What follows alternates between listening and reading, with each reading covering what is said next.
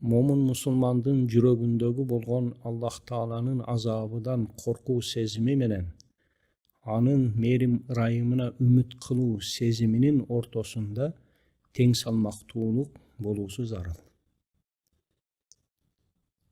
Бул жөнүндө Аллах Таала ыйык Кур'аны Каримде Исра сүрөсүндө мындай дейт: Аузу биллахи минаш шайтанир ражим. وَيَرْجُونَ رَحْمَتَهُ وَيَخَافُونَ عَذَابَهُ. Алар Аллах Тааланын мээрим ырайымына үмүт кылышууда жана анын азабынан коркушууда дейт. Ушул аяттан момун мусулмандын жүрөгүндөгү болгон Аллах Тааланын азабынан коркуу сезими менен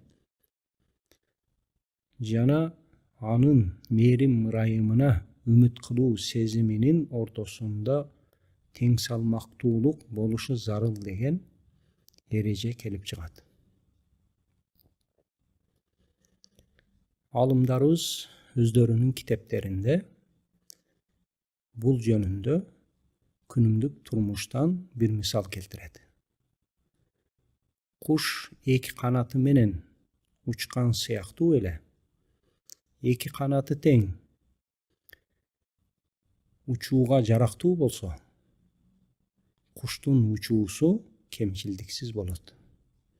Ал эми куштун эки канатынын бирөөсүндө же болбосо экөөсүндө тең кемчилдик болгон болсо, ал куш өзүнүн тең салмактуулугун жоготуп, кулап өлүмгө дуушар болот. Ушул сыяктуу эле момун мусулмандын күнүмдүк турмушунда эки сыпат болуусу зарыл. Бул эки сыпат момун мусулмандын ыйманын сактап жана анын тең салмактуулугун сактап турууга жардам берет.